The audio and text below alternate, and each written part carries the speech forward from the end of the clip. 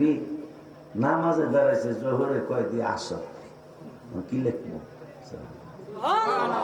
আমার আল্লাহকে লিখবি কি মানি ঠিকানা কই ঠিকানা তো মদিনাতুল মুনাওয়ারা ঠিকানা কই ঠিকানা তো মদিনাতুল মুনাওয়ারা মদিনাতুল মুনাওয়ারা যদি পাগলের ঠিকানা হয় যা কইছে কইছে জহুর লেখাই তো কয়বার না রেকর্ড হয়ে গেছে আল্লাহ কইব ডিলিট কর মারহাবা করে দেখছেন ডিলিট কর হাবিবের কদম মোবারকের খাতিরে এটা রাহা যাবে না একবারে জম্মের মতো ডিলিট কর আর জন্য গুগলও না থাকে কথা কয় না আপা জামলারে আমার ওই মায়ের নবী হায়াতুন নবী জিন্দা নবী রহমাতুল লিল আলামিনের উম্মতের ব্যাপারে কি সিদ্ধান্ত হয়েছেন কবরে কি হবে নূরে নবী সাল্লাল্লাহু আলাইহি সাল্লাম জানাইলেন আমি জানাইলে মানবেন না আমার মুফতি ভাই বললে মানবেন না প্রিন্সিপাল ভাইজান বাকি বিল্লাহ সাহেব বললে মানবেন না রেজবি সাহেব হুজুর কাবলা রহমাতুল্লাহি আলাইহির নাতি আমার ভাইজান বললে আপনারা মানবেন না এই জন্য রব্বুল আলামিন বললেন 30 পারার লাস্টের দিকে আফালা ইয়ালামু ইদা বুফিরা মা ফিল কুবুর সুবহানাল্লাহ তুমি কবরে যাও কবরে যা যা আছে কবরে সব কিছু তুমি উঠতে দেখবে কবরে যা যা আছে তা তুমি দেখতে পাবে তোমার কবরে উঠবে কবরে যা যা আছে মাটি এখন আপনি তালাশ করেন 2 ফুট মাটি খোদেন দেখবেন কেঁচুয়া বাইলা কেঁচুয়া চিনেন কিনা জানি না কেঁচো বের হয় যেই রঙের পোকা জীবনে কোনোদিন দেখেন নাই ওই রঙের পোকা মাকড় বের হয় এইটা এমন একটা জায়গা যেই জায়গার কথা আমার নূরের নবী হায়াতুন নবী জিন্দা নবী রহমাতুল লিল আলামিনের 2 মেয়ের জামাতা জিন্নুরাইন রাদিয়াল্লাহু তাআলা যিনি 2 নূরওয়ালা এই তো বাজারে সারা জীবন এই কষ্ট করে গেলেন ওয়াজের ময়দানে আরে মেয়েরা হইল নূর কেমন চিন্তা ভাবনা মানুষের গাছে হইছে কমলা তাইলে বুঝা যায় এটা কমলা গাছ গাছে হইছে আপেল তাইলে এটা আপেল গাছ গাছে হইছে আঙ্গুর তাইলে বুঝা যায় এটা আঙ্গুর গাছ হইছে আঙ্গুর কয়টা কলা গাছ এরকম কিছু মানুষ পাগল আছে না এতদিন পরে এরা সত্য কথা কইছে এবং মাথা ভালো না দলের একজন কিন্তু সবার খাওয়া ঠিক এখন মাথা খারাপ তা পাগলে কিনা কয় ছাগলে কিনা কয় এগুলার কথা শুনি আমরা চলতাম না এরকম না হয়তো কই তাহলে বুঝুন আমার কথা বুঝতেছ আপা জানলে আমার আল্লাহ রাব্বুল আলামিন বললেন কবরে যা যা আছে সব উঠবে কিন্তু এখানে দুনিয়ার জমিনে একটু পোকানি হইলে তো পাশের থেকে বউ আসে বাচ্চা আব্বা তোমার কি হয়েছে কিন্তু ওখানে যে কেঁচো উঠবে পোকামাকড় উঠবে এইটা খেদানোর কোনো ক্ষমতাও তাড়ানোর কোনো ক্ষমতাও এই জন্য আমি লিখছিলাম আর বলছিলাম চিন্তা করো রে মন কই যাইবারে কোন দেশে যাইবা তুমি কোন দেশে যাইবা তুমি সকলকে হারায়া রে চিন্তা করো রে মন কই যাইবা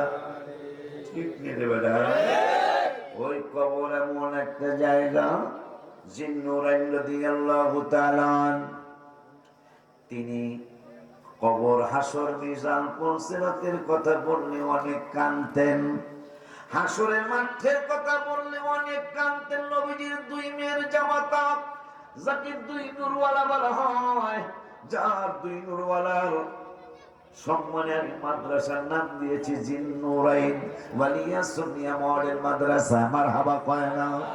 যেহেতু আয়সা বর্ষে কয়া দেই আর আলেম পর্যন্ত আলিয়া দর্শে নিজামি যারা হাফিজি পড়তে পড়তে বয়স বেশি হয়ে যায় তাদের জন্য 4 বছরের একটা কোর্স করেছি দর্শে নিজামি। 4 বছরে আপনার বাচ্চা টাইটেল পাস করবে ইনশাআল্লাহ। আমি মাদ্রাসা করেছি, 9 তলা ভবনের সাথ হয়েছে আলহামদুলিল্লাহ কয় না, এবং মসজিদ 11 তলা সরকার দেওয়ার জন্য রাজি হয়েছে আলহামদুলিল্লাহ। মসজিদ প্রায় 16,000 স্কয়ার ফিট। মারহাবা কয় না? শুধু মাটির নিচে 300 টন রড লাগবে। আল্লাহ আমাকে অহংকার থেকে বাঁচা। এই দোয়াটাকে আসা উচিত হবে না? কারণ আমার প্রতিষ্ঠানটা যেন ঢাকার জমিনে সুন্নিদের মধ্যে যেন দ্বিতীয় অথবা তৃতীয় হয়। আমিন গণবের। কারণ গ্রামে 50টা প্রতিষ্ঠান, ঢাকায় একটা প্রতিষ্ঠান। এটা মাথায় রাখবে। আব্বা জানলেন আমার জিন্নুরাইন রাদিয়াল্লাহু তাআলা তিনি হাসরের মাঠের কথা বললে কাঁদতেন, মিজানের পাল্লার কথা বললে কাঁদতেন, কিন্তু কবরের কথা বললে এত বেশি কাঁদতেন। কিতাবে আসছে তার দাড়ি মোবারক গুলি ভিজে যাইতো, তার সিনা মোবারক ভিজে যাইতো। যেই জায়গায় বসে বসে কাঁদতেন কবরের কথা মনে করে ওই জায়গাটা ভিজে যাইতো। সাহাবাজ বান্দা প্রশ্ন করতো, জিন্নুরাইন আপনি তো একজন নয় দুই হাবিবুল ইসলামের 2 কন্যা দয়ার হাজবেন্ড, আপনি কেন এত কাঁদতেছেন? কয় দেখো দেখো দেখো, শুধু তাকে কেমন কথা নবী বলেছেন, আমার যদি 100 কন্যা সন্তান থাকতো আমি একজন ওসমানকে দিয়েছি, একজন আল্লাহ নিয়ে গেছেন ইন্তেকাল হয়ে গেছেন, আমি আরেকজনকে দিতাম। ওই জন যদি ইন্তেকাল করতো তাইলে 3য় নম্বরের কন্যাটারে আমি দিতাম। 3য় কন্যাটা যদি নিয়ে যাইতো আল্লাহ তাইলে আমি 4র্থ কন্যাটারে দিতাম। এইভাবে আমি নূরের নবী সাল্লাল্লাহু আলাইহি ওয়াসাল্লাম 100 কন্যা ওসমানের জন্য বরাদ্দ দিয়েছি। কারণ ওসমানকে আমি নূরের নবী সাল্লাল্লাহু আলাইহি ওয়াসাল্লাম এতই ভালোবাসি। ওই ওসমান জিন্নুরাইন রাদিয়াল্লাহু তাআলা কবরের কথা মনে করলেই কাঁদতে কাঁদতে অস্থির হয়ে যাইতেন।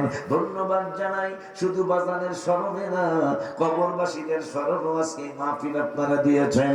আমার নূরের নবী রাহমাতুল আলামিনের মেয়ের 2 মেয়ের জামাতা জিন্নুরাইন রাদিয়াল্লাহু তাআলা বলেন, আমি হাসরের মাঠের কথা বললে কাঁদি, কিন্তু এত বেশি কাঁদি না কেন জানি কয় জানি না।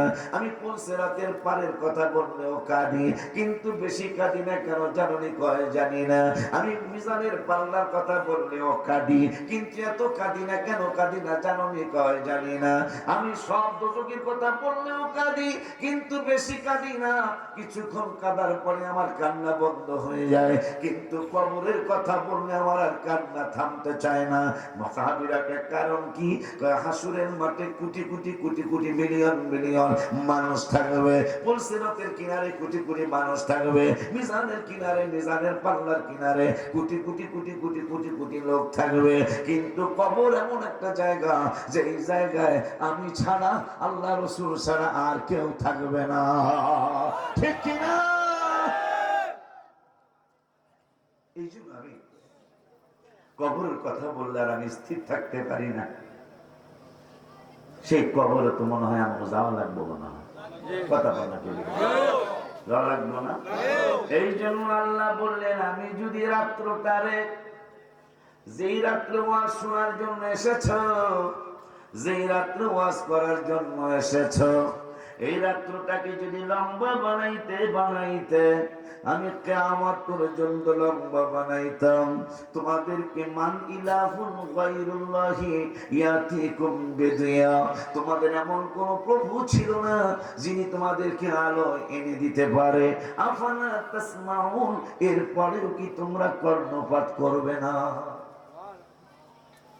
ওই আল্লাহ পরের আয়াতে বললেন সূরাতুল কাসাসে, কুল আরাআইতুম ইন জাআলাল্লাহু আলাইকুমুন নাহারা সারমাদান ইলা ইয়াউমিল কিয়ামাহ, যদি শুধু রাত্র নয়, যেই দিনে তোমরা চাকরি করো, দিনে ব্যবসা করো, দিনে তোমরা বিভিন্ন ধরনের কাজকর্ম করো, ওই দিনটারে যদি আমি আল্লাহ আর সূর্য না ডুবায়া সূর্যটারে লম্বা করতে করতে দিনটারে লম্বা করতে করতে যদি কিয়ামত পর্যন্ত আমি লম্বা বানাইতাম, তোমাদেরকে মান ইলাহুন গায়রুল্লাহি ইয়াতিকুম বিলাইলিন তাসকুনুনা ফি, তোমাদের রাত্র এনে দেওয়ার মতো কোন প্রভু ছিল না যে রাত্রটা তোমাদের বিশ্রামের সময়। সুবহানাল্লাহ। ওই কবরের ব্যাপারে নূরের নবী, হায়াতুন নবী, জিন্দা নবী, রহমাতুল লিল আলামিন, নূরানী জবান মুবারকে বললেন, কি বললেন? ওয়ান আনাস রাদিয়াল্লাহু তাআলা قال العبد إذا وضع في قبره وتولي وذهب أصحابه حتى إنه ليسمع قرآن عليهم أعطاه ملكان فأقعده فيقولان ما كنت تقول في هذا الرجل محمد صلى الله عليه وسلم سلا بول المرحبا বুখারী শরীফের হাদিস। আরে আজকে তো আগে মুরগি পোলাও খাইছে, কিন্তু আলু ভর্তা দিয়েও যদি কেউ পেট ভরে ভাত খায়, আলু ভর্তা দিয়েও যদি কেউ পেট ভরে ভাত খায় খুব খায়। এরপরে রাত্র 12টার সময় নানির বাড়ি থেকে পোলাও হয়েছে, কোরমা এসে কথা পায় না। আব্বা, বাবা ওঠো, তোমার নানু কোরমা পোলাও পাঠাইছে। আব্বা একবার গলা পর্যন্ত খেলেছে, আলু ভর্তা ডাল খুব মজা হয়েছিল, কথা পায় না। একটু সম্ভব না, ফ্রিজে টিয়া দাও, কথা পায় না। সকালে উঠতে খাবো, আজকে তো প্রথমে পোলাও মুরগি খেয়েছেন, আমি আলু ভর্তা দিয়েছি। এই জন্য সময় বেতাল্লা সময় আমি কিশোরগঞ্জে মাহফিলে গেছি, ইয়ে দিয়ে ঢুকছি, এই মঠ খোলা পায় চিনবেন অনেকে যারা গেছে, তারপর তাদের হুজুরে না মঠ খোলা দিয়ে ঢুকছি কটিয়াদি রোডে। তো ওইটা হুজুরে চিনবো, তো একটা সাইনবোর্ডে লেখা বেতাল। আমি কি ড্রাইভারে গেলাম, থাম বেটা, এটা আরবি কইলাম, তাই ড্রাইভার কি বুঝে না, আমি কই স্টপ, হেলো বোঝে না, তাহলে আমি বললাম থাম, এখন দিয়ে থামছে। কেন কয়েছেন আমি দেহস না সাইনবোর্ডে লেখা বেতাল? হ্যাঁ, এই যে হুজুরে চিনি সাইনবোর্ডে লেখা বেতাল, সামনে যাস না, সিগারে যা। ওই বাজার আমি দেখি নাই, বাজার দেখি খালি বেতালটা দেখছি। একটু আগে দিয়ে বেতাল বাজার, বাজারের নাম কি? আমি চা খাওয়ান যেগুলা কোন ঘটনা ঘটায় লামই তো বেতাল, আমার টাইম আজকে বেতাল লেটাই, কথাটা বুঝতে পারছেন?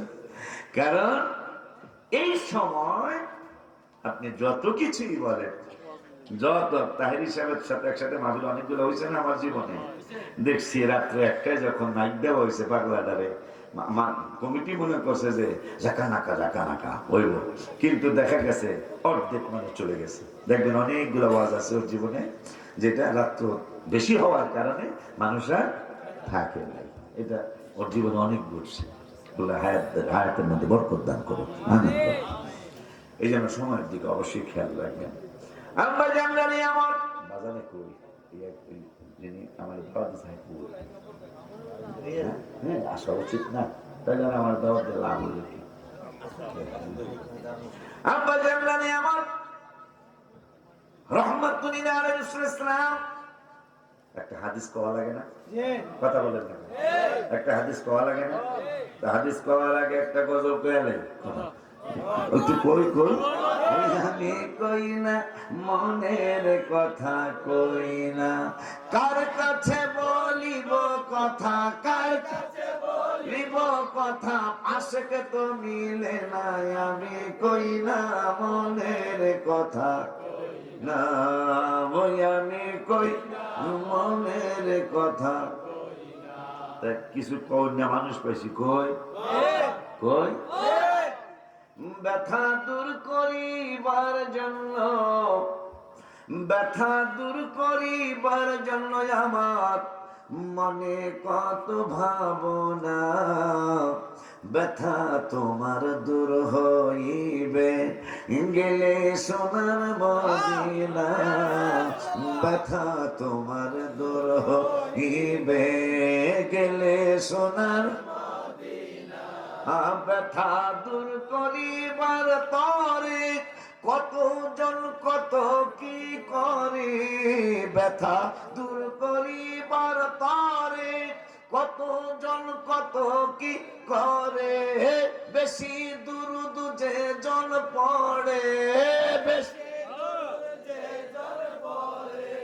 তাহার ব্যথা থাকে না, ব্যথা তোমার দূর হইবে গেলে সোনার মদিনা, ব্যথা তোমার দূর হইবে গেলে সোনার মদিনা। যে পড়িবে দুরুদ একবার রহমত করবেন আল্লাহ দরবার, সবই প্রভুর প্রেমের কারবার, সবই প্রভুর প্রেমের কারবার। আর বুঝে কেন বোঝো না,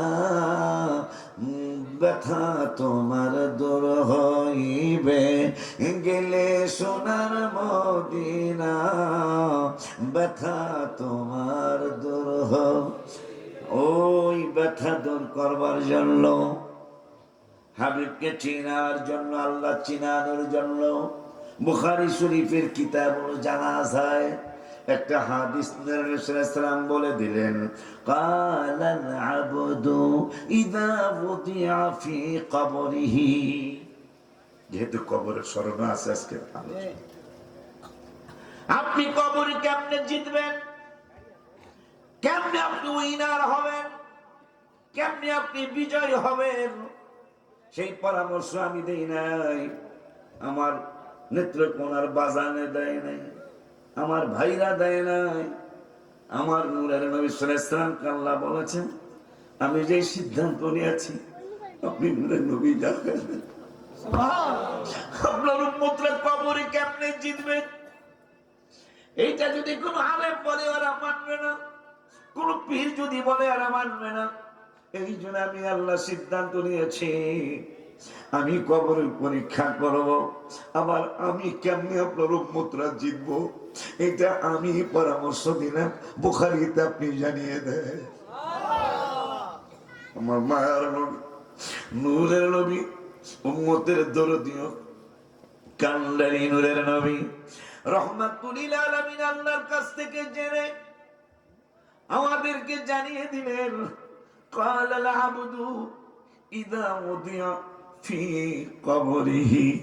হে ময়নামতির উম্মতেরা, হে আমার মিরপুরের উম্মতেরা, সাহেব বাজারের উম্মতেরা, সারা বিশ্বের উম্মতেরা, শুনে নাও শুনে নাও শুনে নাও, কবর বড় কঠিন একটা জায়গা, যেই জায়গার মতো তো ভয়াবহ জায়গা আর কোন জায়গায় হবে না।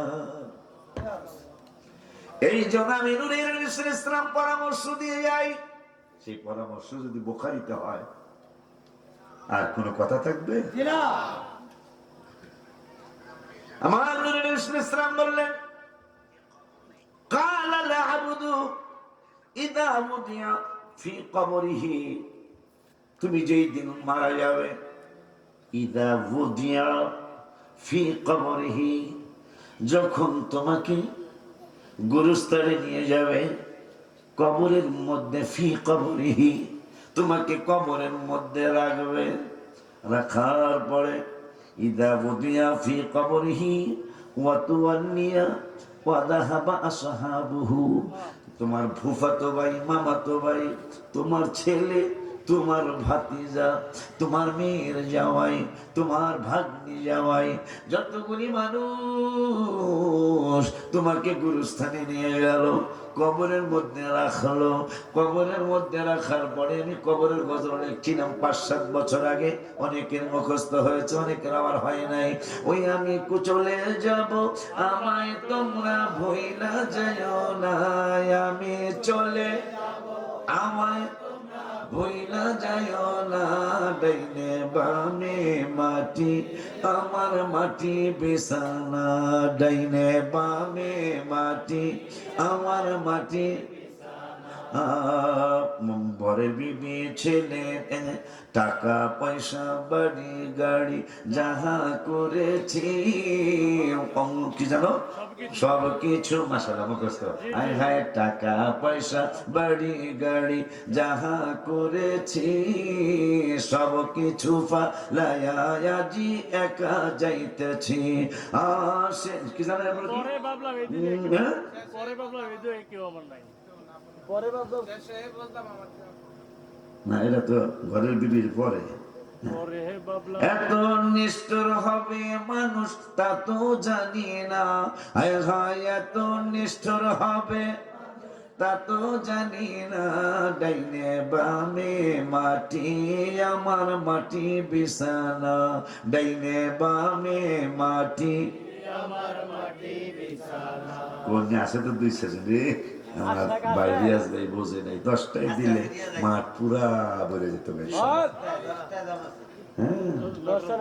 ঘরের বিবি ছেলে মেয়ে আছে যাহারা, জন্মের মতো বিদায় করে দিবে তাহারা। ঘরের বিবি ছেলে মেয়ে আছে যাহারা, জন্মের মতো বিদায় করে দিবে তাহারা। হায় শেষে বুঝলাম এই দুনিয়ায় কেহ আমার না, শেষে বুঝলাম এই দুনিয়ায় কেহ আমার না, ডাইনে বামে মাটি আমার মাটি বিছানা, ডাইনে মাটি আমার। তবে বাবা তোমার আমার আপনকে এক একটু শোনো না, দিদি কাদের তোমার আমার আপনকে একটু শোনো না, যিনি আপন তিনি কাদের সোনার মদিনা। আয় হায় ওই নবীজির কাছে চলো হয়ে দেওয়ানা, বাবারা ওই নবীজির কাছে চলো হয়ে দেওয়ানা, ডাইনে বামে মাটি আমার মাটি বিছানা, ডাইনে মে মাটি আমার বাজান রে। দুনিয়ার জমিনে একটু আগে আমি ভাইয়ের বাসা